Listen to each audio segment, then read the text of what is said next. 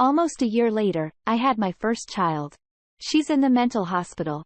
Full updated story. I was with my wife for half my life, almost 40. I never thought she would leave or cheat. I really did love her, but it wasn't perfect. We had friends who cheated, and she would always say she could never imagine being with anyone but me. A week after our almost 10-year anniversary, she went to visit her parents. The warning signs were everywhere, but I trusted her love for me. She had the signs of a drug addict, never worked for years, personality disorder, always right. Would have guys and couples messaging her about sex and hooking up. She would say they annoy her and was just being friendly. Would ignore the sex talk. I should have known better, but she really think you know someone after 15 plus years. She called me every day but the day before she called to break up, she didn't for days. I knew something was up. And when she did call, it was gaslighting. Demanded I get out of the house that day. Lied about wanting kids for almost 10 years. The threats would keep coming. After a few days and police calls, she finally showed up to talk. It took some convincing, but I found out she messed around. She lied about the drugs, but I found them in her bag. She was also on a chat group where I saved the videos and texts. It disgusted me. It was the most bizarre behavior I've ever witnessed. I got the separation done in 24 hours, thanks to my job and family friends.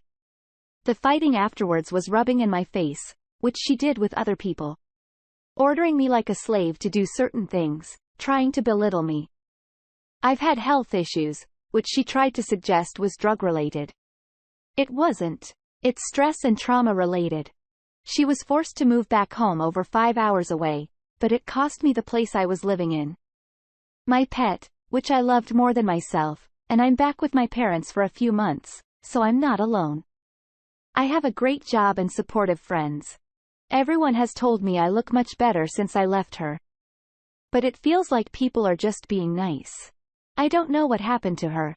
She never even cried. At one point, I thought I broke through we could work it out, but she went for a drive. And when she returned, she was back to being cold. I even found out she wanted me out of the house so she could have the disgusting people she cheated on me would stay over. I'm not dating. It feels too soon and like I'm cheating. But I'm trying to start a new life. I joined the gym. I get out every day, whether it's a drive or a walk. My friends have been supportive. I have her blocked on everything because my blood pressure would spike just seeing her name. But I wish I could get over the anger. I can't because she's not even sorry. I just need an event to be on. The one person I thought who would be there forever treated me worse than anyone in my entire life.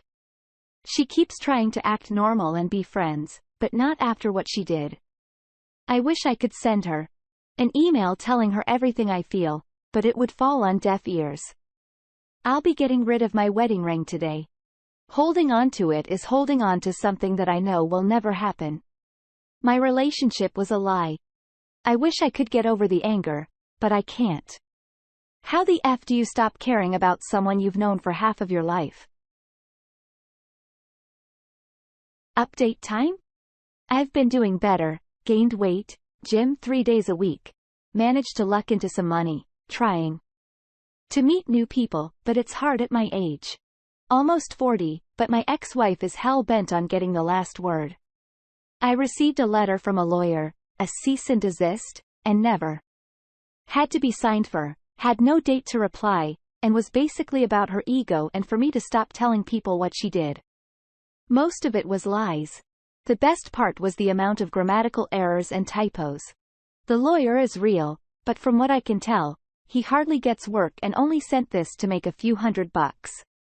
I didn't bother replying.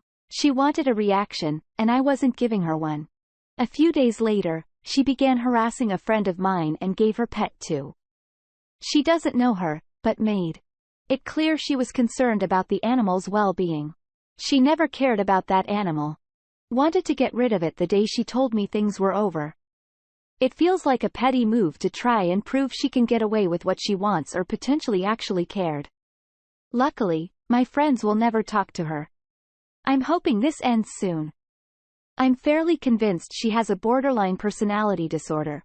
She's on a lot of medication, drinks, smokes a ton of weed, stays up all night talking to other jobless weirdos. I want to move on, but she only cares about her self-image to the point where she'll spend $100 on a crappy lawyer just to block me from doing anything about her talking to my friends. I know she's unwell, but I hope she gets a life or a rude awakening. Any advice or words of encouragement is appreciated. Update 2. Pointless rant, I guess. Thinking back, I can't believe some of the ridiculous crap they ask for when it's over.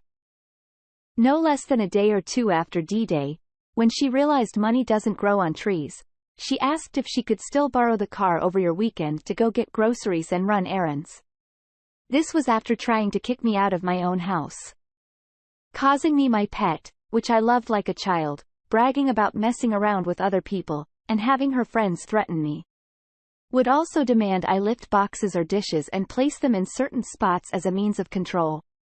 Not asking nicely, pointing and demanding I do it out of nowhere. Asking to borrow equipment and tools, etc. Not sure if anyone experienced something similar, but it's something to look back and laugh at now. Makes me realize what they're really like when you're not something they want. Next update. As much as I tried no contact, we had mutual friends who feel like gossiping. Today, they told me my ex-wife is in another relationship. Didn't need to hear that or want to. As glad as I am to be away from that toxic cheating liar, it still feels like a punch to the throat, leaving and saying it's to work on her mental health when, obviously, that wasn't the case. It feels like the final lie. This will be a hard few days. Edit. Thank you to everyone. Didn't sleep much last night, but everyone's advice and input helped. Next update. I haven't posted in a while. Been 4 months since my estranged wife went scorched earth on our lives. Cheating, abusive, threatening letters, etc.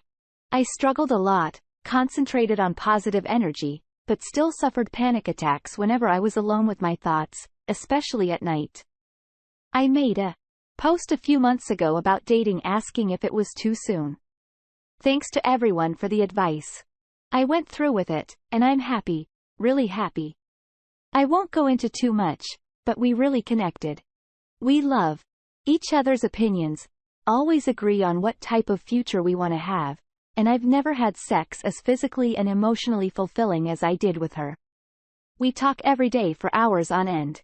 I know some may think it's too soon, but we connect so well that we have no interest in seeing anyone but each other. It gets better. The end of a relationship only means you can start a new one.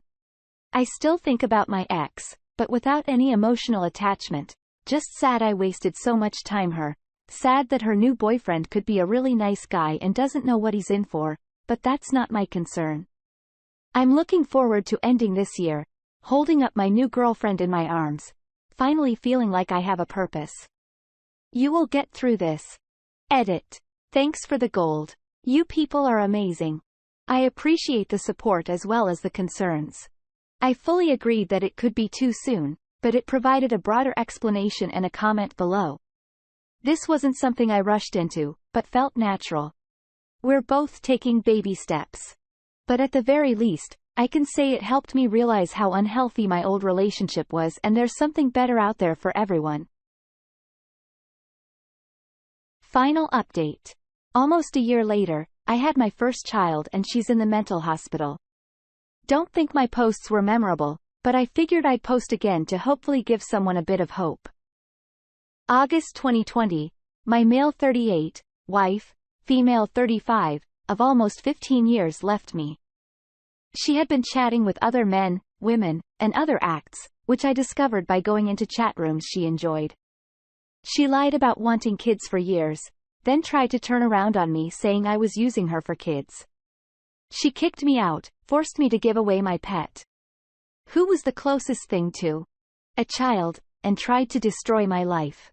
Once so far as a cease and desist letter from a lawyer who never even bothered to spell check it for what basically said I'm not allowed to defend myself in private conversations with her. I never heard from her after September 1, 2020. She was mentally, emotionally, and sometimes physically abusive, but it hurt. I was lost. Felt like my life was just waiting to end. Even contemplated speeding it up. Late October. I posted about seeing a girl I knew. Was a 50-50 split of people saying I was too early to start dating, but I went for it. I'm happy I did. It's been a roller coaster, but we are still together. In a few weeks after my divorce was finalized, I welcomed my first child into the world. My life has changed in a way I never thought was possible a year ago, and it's refreshing. My ex-wife, earlier this year, she called me on a private number. She informed me she was in the mental hospital, that she tried killing herself, and that she was diagnosed with bipolar and BPD. I warned her and her family she had it during the breakup, but they ridiculed me. She started telling me her pity story and then proceeded to tell me about the guys and girls she's left with. I believe it was to fess up and have a fresh start because she asked about getting back together. I told her right away I was with someone and we were expecting.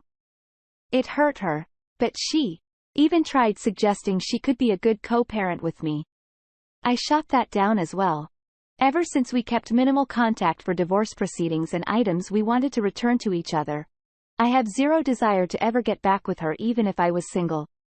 My life is better without her, and now she sees that too. It kills her on the inside. And as petty as it sounds, I'm glad. She had no remorse for the family she destroyed. I have none for her regrets. So there, I know the feeling of post-D-Day. I know the emptiness, but it can't get better. I never believed it was possible, but every morning I wake up with my beautiful child smiling at me and her amazing mother. Don't give up. I'm glad I didn't. Let's see how the community reacts with some comments and some more details from the op. Underappreciated 54 starts us off. Followed your story from the first posting. Good for you. Your ex is not functional and has a warehouse full of baggage to deal with. Now, she knows what her actions have gotten her. She is now alone and can have visions of you with your new family. Epping around and making her husband feel like crap, that having your family slag him does not exactly buy you a great future. Now they can all remind her that she threw you away and now you have a happy family while she has nothing and nobody. The OP's response: thanks. I'm glad to remember my posts. I won't lie. Before she called from the hospital, I always wished I couldn't be a fly on the wall when she heard I was with someone and expecting a kid. Getting to tell her that she was in the mental hospital felt good. I never wished harm on her, but I think I deserve to tell her she didn't destroy my life, just the one we had together. Funny thing is, her mother called me right after the mental hospital call. Told me how she is doing so much better, and that my call helped. Then suggests that I knocked up some random girl and the timing doesn't make sense. Trying to suggest I cheated and somehow my girlfriend was pregnant longer than 9 months. When my child was born, she called again to congratulate me. This woman encouraged my ex's bad behavior and doesn't care about my life. She just wants to feel like she's a good person by supporting me. I just let her calls go to voicemail. Another quick comment from Spenecula. Congratulations. That's awesome to hear. Just one question. You have been with her for a long time. When did you notice red flags that she might be BPD? Did it start like that? The op responds maybe 5 years before D-Day.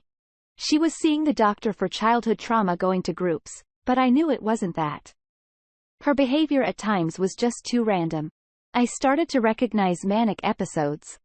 The last year we were together, she was barely noticeable, took out a bunch of loans, could barely keep a friend or for longer than a few months, threatening to kill herself, etc. She was addicted to prescriptions. And sent me illegal drugs. Wanted to get a new sports car because our SUV made her look old. I mentioned it to our family doctor, but nothing could be done if she was asking for the help. And she never thought she was wrong. It was childhood trauma and nothing else. The most heartbreaking moment was in the middle of the breakup. I told her this was a manic episode. She needs to get help. When she called back from the mental hospital, she acknowledged how right I was. But the damage was done. Not to mention she still has deceptive qualities where she uses her illness to emotionally manipulate people to stay home on long-term disability. I wish I could have helped her more, but nothing I did would have changed that. If I was complacent, I think it would have eventually been an open relationship to eventually her being with someone else. I think a lot of people believe they could have done more, but most of the time, it's unavoidable. Last comment coming from Butter is Man Tequila. But where is your pet? Who has the pet? The op closes us out. Great story. My cat was older, but she was a darling. Everyone loved her, but I had no choice and needed to give her up. A family member had a coworker say she was looking for a cat. I was nervous. My baby deserved only the best. When she showed up at the door, the young lady looked like an angel. My cat is nervous too, but when she came in, they both bonded. My cat is older, so it's amazing she took her. Not only that, but she sends me pics all the time and spoils her. The worst part was hearing her cries when I put her in the kennel and scrubbing her fur out of everything just so I wouldn't fall apart thinking about her, but I got lucky. She went to quite possibly the best owner I could have asked for, and I also gained a new friend.